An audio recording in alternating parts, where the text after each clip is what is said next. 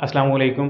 Welcome to another biology lecture. और आज की इस वीडियो के अंदर हम फूड पॉइजनिंग की डिजीज़ को डिस्कस करेंगे और ये डिजीज़ भी डाइजेशन के चैप्टर में इंक्लूडेड है। ये बहुत कॉमन डिजीज़ है, बहुत ज़्यादा देखने को मिलती है।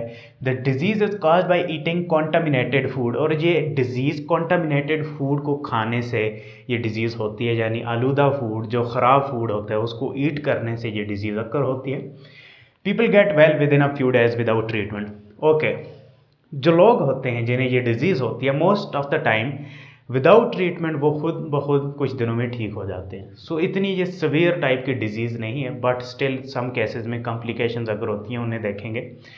इन्फेक्शियस ऑर्गेनिज्म जो ये डिजीज़ काज करते हैं वो बैक्टीरिया हो सकता है।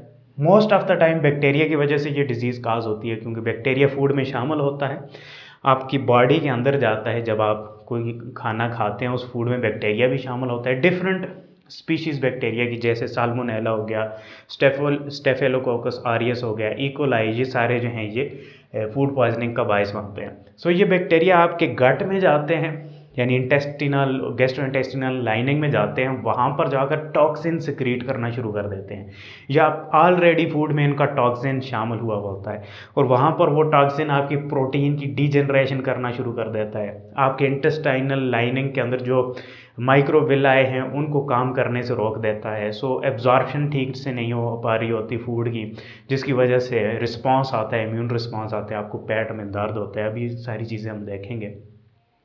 और साथ साथ डायरिया शुरू हो जाता है, क्योंकि एब्जॉर्प्शन नहीं हो रही तो वाटर और फूड जो है उसका लॉस होना शुरू हो जाता है। सो ये बैक्टीरिया की वजह से मोस्ट ऑफ द टाइम होती है। कुछ वायरसेस भी इस डिजीज़ को काज करते हैं, और सम टाइम पैरासाइट्स वगैरह भी, जैसे कि प्रोटोजोआ हो गए, टैप वार्म हो गया। सो ये पैरासाइट भी इस डिजीज़ को काज कर सकते हैं, but most of the time disease is cause by bacteria. और जैसा कि मैंने आपको बताया कि सम टाइम फूड के अंदर टॉक्सिन प्रेजेंट होता है, इन्हीं बैक्टीरिया वायरसेस की सिक्रीशन की वजह से वो टॉक्सिन भी ये डिजीज़ काज कर सकता है।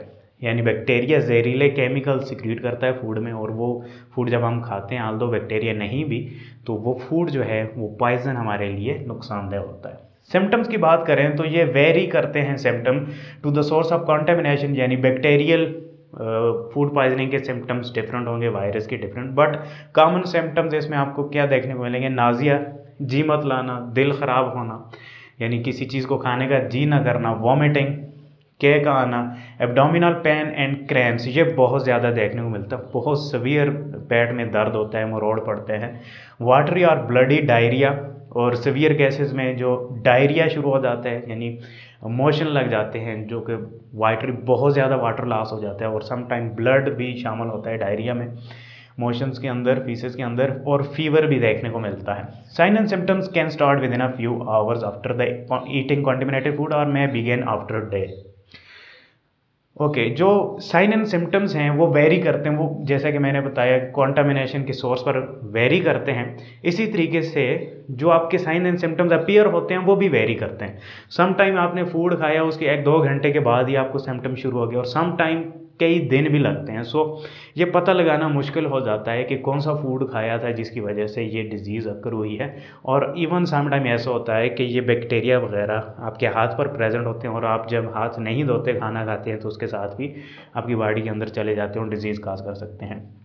Sickness last few hour to several days, और जो डिजीज़ है वो कुछ घंटे में भी ठीक हो सकती है, और बाज़ औक़ात कुछ दिन या हफ्ते भी लग सकते हैं।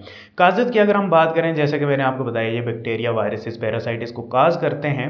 सो कंटामिनेशन होती है फूड में इन बैक्टीरिया, वायरसेस और पैरासाइट की। और कंटामिनेशन किस किस तरीके से हो सकती है? जब आप कोई प्रोडक्शन ग्रो कर रहे हैं, यानी कोई सब्जियां, फल वगैरह लगा रहे हैं, उस दौरान कंटामिनेशन हो जाती है, बैक्टीरिया शामिल हो जाते हैं। हार्वेस्टिंग के दौरान जब आप काट रहे होते हैं चीज़ों को, प्रोसेसिंग जब पैकिंग वगैरह कर रहे होते हैं, स्टोरिंग जब आप उसे स्टोर कर रहे होते हैं, तो उस वक्त कंटामिनेशन हो सकती है। शिपिंग और प्रिपेयरिंग, शिपिंग यानी एक जगह से दूसरी जगह ले जाते हुए कंटामिनेशन हो सकती है। या आप किसी ढाबे पर, किसी होटल पर कुकिंग कर रहे हैं, या घर पर कुकिंग हो रही है, सो उस दौरान कंटामिनेशन हो सकती है, हाथों के साथ वो वायरस उस फूड में जा सकता है। सो ये सारी काजेज़ हो सकती हैं फूड पॉइजनिंग की।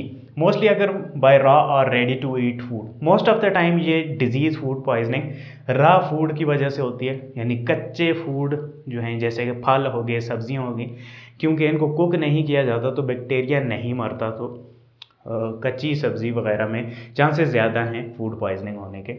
और रेडी टू ईट फूड, ऐसे फूड जो रेडी टू ईट होते हैं, जैसे बेकरी वगैरह में जो फूड वगैरह होता है आप जाकर ख़रीदते हैं और लेते हैं, तो चांसेस होते हैं कि वहाँ पर वो पड़े पड़े उसमें बैक्टीरिया की ग्रोथ हो चुकी है और आपने उसे कुक नहीं किया, या कुक किया भी है तो टॉक्सिन प्रोड्यूस हो चुका है, तो चांसेस होते हैं आपको फूड पॉइजनिंग होने के। कॉम्प्लिकेशन, जैसा कि मैंने आपको बताया, सम केसेस में कॉम्प्लिकेशंस भी आती हैं, जैसा कि डिहाइड्रेशन हो जाती है जिसमें आपका बहुत ज़्यादा वाटर लॉस हो जाता है, इलेक्ट्रोलाइट्स का लॉस हो जाता है डायरिया की वजह से। सो उसको ओवरकम करने के लिए आपने क्या करना है, प्लेंटी ऑफ वाटर ड्रिंक करना है, बहुत ज़्यादा पानी पीना है। अगर नहीं पी सकते तो ड्रिप लगाई जाती है, या take ORS solution, oral rehydration solution, जिसे हम निमकोल भी कहते हैं, वो दिया जाता है ताकि इलेक्ट्रोलाइट्स की कमी ख़त्म हो जाए जिस्म से। सो ये चीज़ें परफॉर्म की जाती हैं इस डिज़ीज़ को क्योर करने के लिए।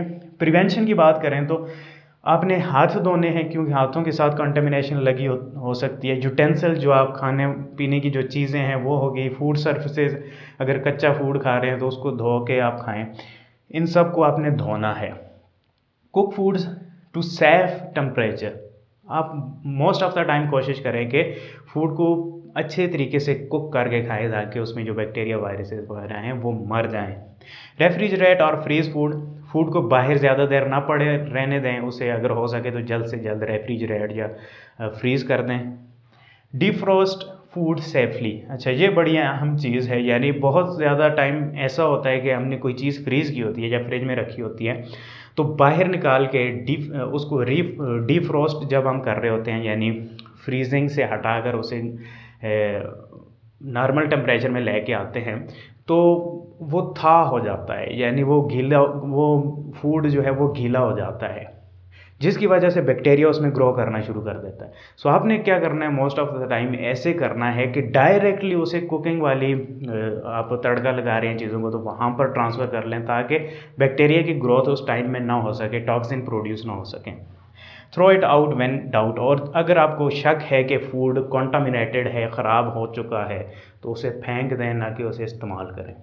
इस पर एक मुझे किस्सा याद आ गया है, आपसे शेयर कर देता हूँ। मेरा दोस्त था, वो एक ढाबे पर गया, वहाँ पर उबले हुए अंडे मिल रहे थे, तो उसने एक उबला हुआ अंडा ख़रीद लिया। सो वो कह रहा है कि जब मैं खाने लगा तो मुझे शक हो गया कि ये ख़राब है, लेकिन मैंने सोचा यार 10 रुपये लगाए हुए हैं तो खा लेता हूँ। सो उसने खा लिया और डेफिनेटली फिर फूड पॉइजनिंग की शिकायत हुई, बहुत ज़्यादा बीमार हुआ। हम दोस्त थे, उसे डॉक्टर के पास लेके गए, तो वहाँ पर उसे मेडिसन्स ख़रीदनी पड़ी और एक तकरीबन 800 के 900 की उसको मेडिकेशन ख़रीदनी पड़ी। सो 10 रुपये की बचत करने के लिए 800 रुपये लगा दिया उसने। सो आपने ऐसा नहीं करना। सो होपफुली आपको लेक्चर समझ में आया होगा। नेक्स्ट लेक्चर तक के लिए मुझे इजाज़त दें। शुक्रिया, अल्लाह हाफ़िज़।